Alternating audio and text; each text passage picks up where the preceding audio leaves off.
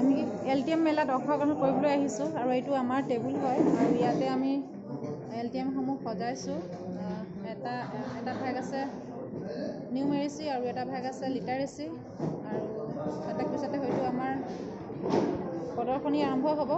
এই LTM মেলাৰ প্ৰদৰ্শনী আৰু প্ৰত্যেকে নিজৰ নিজৰ যি LTMসমূহ আছে প্ৰদৰ্শন কৰিব আৰু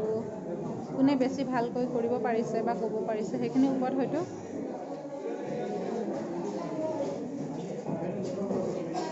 জাজমেণ্টটো কৰিব। তো এইটো হৈছে আমাৰ টেবুল বেহমাৰী মণ্ডল সমন্বয় হৈ পেলাই লিটাৰেচি আৰু এইবিলাক আছে